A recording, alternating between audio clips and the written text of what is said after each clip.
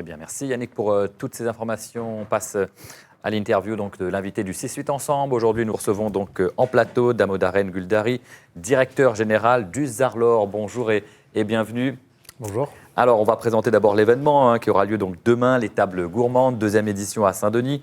Près de 70 restaurateurs du nord de l'île qui se mobilisent pour vous proposer des menus attractifs et savoureux. Vous êtes donc partie de ces restaurateurs. Alors, expliquez-nous déjà un petit peu qu'est-ce que vous avez apporté ce matin-là. Alors déjà, dans le cadre des tables gourmandes, il y avait plusieurs formules qui avaient été proposées par la commune de Saint-Denis. Déjà que je remercie en premier lieu pour cet événement, puisque, comme vous le savez, ou peut-être pas d'ailleurs, le mois de septembre est un mois généralement difficile pour les restaurateurs. Et on salue cette initiative municipale qui est de dynamiser en fait pendant ce mois creux la restauration par le biais d'une communication globale pour les restaurateurs de Saint-Denis et maintenant du Nord, puisque la CINOR s'est associée à cet événement-là, pour proposer des offres et des formules attractives pour attirer le plus grand nombre. Et nous, aux Zarlor, ce qu'on a proposé, c'est un menu entrée-plat ou plat-dessert à 19,90 ou une formule complète entrée-plat-dessert café à 24,90 avec le choix entre 3 entrées, 3 plats et 3 desserts.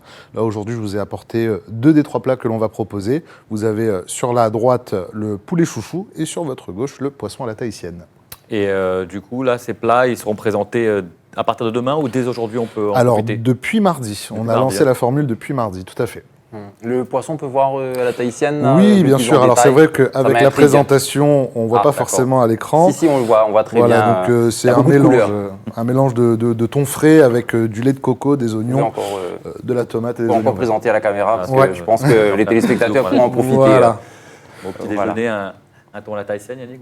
Pourquoi pas? Moi, je suis plus viande, justement. Donc, il y en aura pour tous les goûts. Pour le brunch, ça peut être pas mal. Alors, dites-nous un petit peu, là, pour vous, c'est la première fois que vous participez aux tables gourmandes? Tout à fait. Alors après, nous, on a un établissement qui est relativement jeune, puisqu'on a à peine 1 an et demi d'existence. On a ouvert le 28 mai 2024. Et c'est vrai que participer à cet événement, pour nous, c'était important, parce qu'on a envie de s'inscrire de façon durable dans le cadre urbain, et pouvoir proposer des offres qui puissent être accessibles au public, puisqu'on fait une carte qui est de type bistronomique, avec également des suggestions créoles. Et là, c'était l'occasion de proposer ce menu-là le midi et le soir, sachant que tous les midis, on fait une formule, comme je vous l'indiquais, à 19,90 ou 24,90. Et justement, renouer le lien avec les clients, c'est essentiel, et cet événement permet cela également. Tout à fait. L'idée, c'est de dire qu'aller au restaurant, c'est pas forcément à chaque fois dépenser des centaines d'euros. C'est le fait que ce soit accessible à tous, dans un cadre qui soit convivial et qui ne néglige pas le service, puisque c'est quand même 70 à 80% de notre métier. Alors justement, qu'est-ce qui cartonne le plus? Parce que tout à l'heure on parlait de viande, poisson. Les clients, ça s'est partagé finalement ce qu'ils demandent aujourd'hui? Oui, ce qu'on demande généralement, c'est ça, c'est de la viande, du poisson. On essaie de travailler principalement les produits locaux, on essaie d'apporter des variantes. Nous, on est fondamentalement centré sur la culture créole, d'où notre nom, le Zarlor, qui vient pour représenter cet enracinement dans notre culture locale et dans notre cuisine réunionnaise.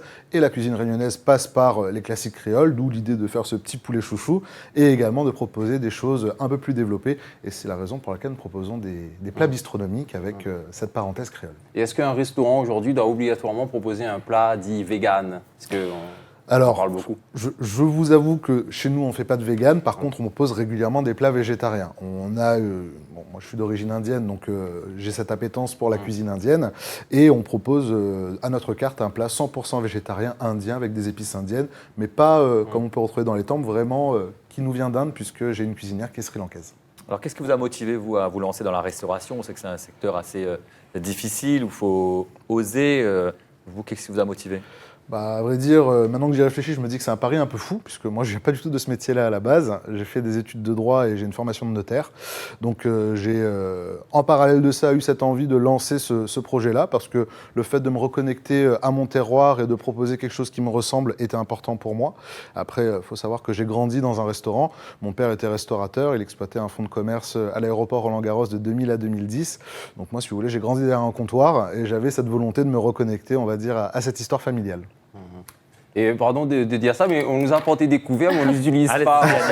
On peut Mais je vous en prie. Moyen de, Alors, On fait vous avez comment? présenté les 2 plats là, Ouais. mais est-ce qu'on peut savoir le Passer à 3e Julien. plat qui sera proposé pour le coup? Alors, le 3e plat, c'est un thali indien. Donc, le thali, c'est un assortiment de petits currys avec un âne au milieu de cela et qu'on retrouve régulièrement dans les cuisines du sud de l'Inde. Et pour les desserts, faites-nous rêver un petit peu, là on est le matin, Je vais peut-être prendre les plats, je vais tout juste sucré. passer les plats. Alors, ouais, à mes je vais vous le collègues donner qui tout de veulent suite. manger. Moi, ils ont, Voilà un ils homme n'en peuvent d'action. plus depuis tout à l'heure. Ils Alors, n'attendent que ça. Pour vous Surtout, répondre Merci bien. sur notre formule de la semaine, on a un gâteau grands patate avec une chantilly citron vert qui sera proposé, enfin qui est proposé d'ores et déjà, et un mini café gourmand, puisqu'en fait on a à notre carte un café gourmand. Là on l'a réduit un petit peu, mais on utilise les mêmes miniardises qui sont faites maison et fraîches tous les jours.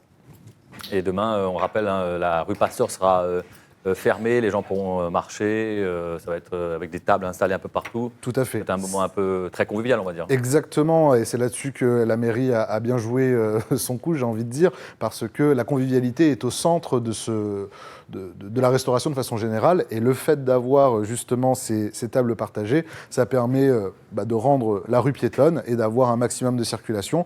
Nous, par exemple, le Zarlor, on est rue Labourdonnais, donc on ne bénéficie pas de ce système-là, parce qu'on ne va pas fermer toute la ville non plus, à un moment, il faut circuler aussi, mais on est très content de cette initiative-là.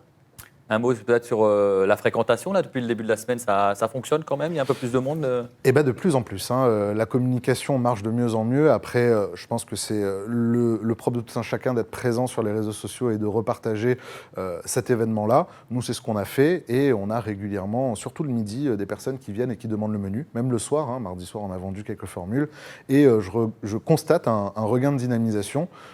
Ce mois, comme je vous le dis, est quand même relativement creux. Hier soir encore, comme je savais que je venais ici aujourd'hui, je suis passé voir mes collègues restaurateurs du centre-ville et le constat est le même, c'est que le mois de septembre est compliqué pour tout le monde et ce type d'initiative-là, comme l'étape gourmande, nous permet de redynamiser.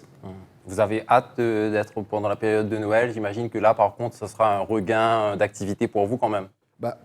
Que ce soit la période de Noël ou de façon générale la période de vacances, on va dire que c'est concomitant en fait à l'activité de la restauration. On a activité saisonnière, comme l'hôtellerie-restauration fonctionne ensemble, c'est pendant les vacances qu'on va généralement le mieux travailler. Alors, vous avez goûté ou pas Oui, Oui. moi j'ai goûté le petit poisson. Hein. Oui, moi j'ai goûté le poisson et c'était délicieux. Ah, merci beaucoup. C'était fin. Bon. Voilà, donc ça vous donne envie aussi d'être demain à Saint-Denis, peut-être pour vous balader aux tables gourmandes vous Moi je vous suis une retrouvez vraie là-bas gourmande pour le coup, donc pareil. Ça tombe bien, Bon, je suis bah, libre ce week-end.